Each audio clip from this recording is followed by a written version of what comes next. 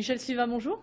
Bonjour. Merci d'avoir accepté notre invitation. Alors, vous avez reçu une médaille de bronze par le CNRS pour vos recherches. Vous étudiez actuellement donc, les mécanismes de la couleur et de la lumière sur différents matériaux et espèces vivantes. C'est bien ça?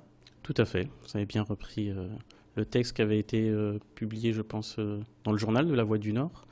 Et donc j'ai reçu la médaille de bronze du CNRS. Donc en fait, c'est une distinction de mes pairs, en fait, qui, pour les jeunes, donc autour de 35-36 ans, pour reconnaître les premiers travaux que j'ai réalisés, qui sont l'étude des molécules qui réagissent à la lumière, donc, qui peuvent donner des applications dans des matériaux ou en biologie, en imagerie, dans différentes applications. Je ne sais pas si... Donc, différentes applications en imagerie médicale, tout ce qui est photovoltaïque. On peut avoir aussi production d'hydrogène pour le carburant du futur, par exemple. L'étude, par rapport à ce qui avait été repris, l'étude des lucioles aussi. Donc, tout ce qui est mécanisme d'émission de lumière et de réaction par rapport à la lumière. Par exemple, je donne souvent l'exemple des verres photochromes, ceux que vous pouvez acheter chez l'opticien, les verres qui changent de couleur à la lumière. Et ensuite, quand vous passez dans un tunnel, le verre redevient transparent. Donc on essaie de comprendre tous ces mécanismes d'émission et de changement de couleur. Et pour comprendre tous ces mécanismes, ma spécialité, c'est en fait l'étude du très rapide et du très petit. Donc on a des techniques qui sont développées à l'Université de Lille 1 en collaboration avec le CNRS, qui permettent d'avoir un chronomètre, en gros, pour regarder les phénomènes juste après l'absorption de la lumière. Donc en fait, je suis capable de regarder des phénomènes qui se passent dans les échelles femtosecondes. Alors la femtoseconde, pour être plus précis, c'est comme si vous aviez donc une seconde, ça je pense que tout le monde comprend, et maintenant vous mettez un 0, 14 0 derrière avec un 1, et donc ça c'est mon chronomètre, donc je peux regarder des choses à toutes les femtosecondes et observer vraiment au ralenti les mouvements d'une molécule. Donc c'est un peu comme si vous étiez... dans un match de foot, vous avez un but et vous voulez comprendre comment, je ne sais pas, Messi a tapé dans le ballon pour savoir pourquoi la balle va dans un sens. Nous, ce qu'on fait, c'est on veut comprendre pourquoi une molécule va réagir, pourquoi elle est efficace.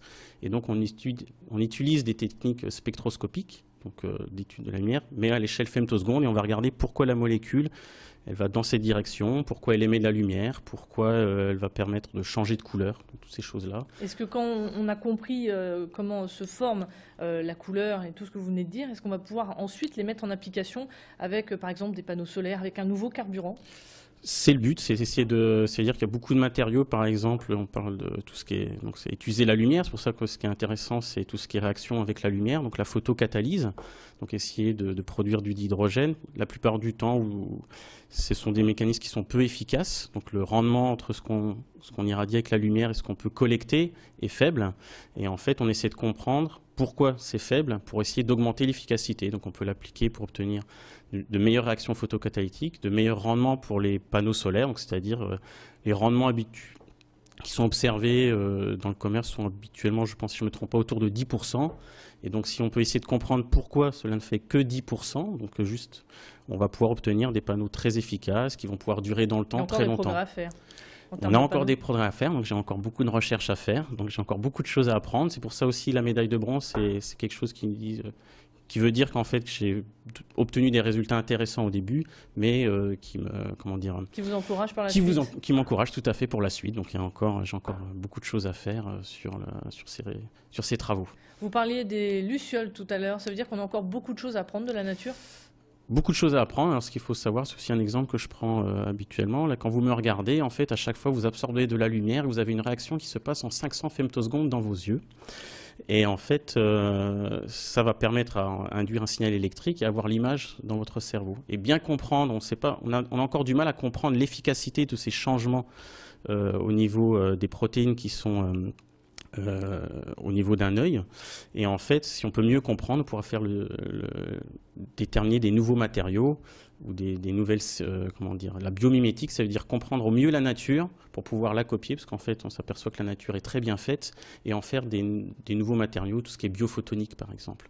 Au niveau des lucioles, on s'intéresse aux lucioles parce qu'en fait elles émettent de la lumière très efficacement, et si on peut mieux comprendre leur mécanisme, on va pouvoir utiliser ce mécanisme d'émission de lumière pour l'imagerie médicale. Donc en fait, mieux comprendre les mécanismes va nous permettre de développer des nouvelles sondes pour faire de l'imagerie au niveau, alors ce que j'appelle c'est l'imagerie de molécules uniques. Donc vous allez pouvoir observer une seule molécule à travers une cellule.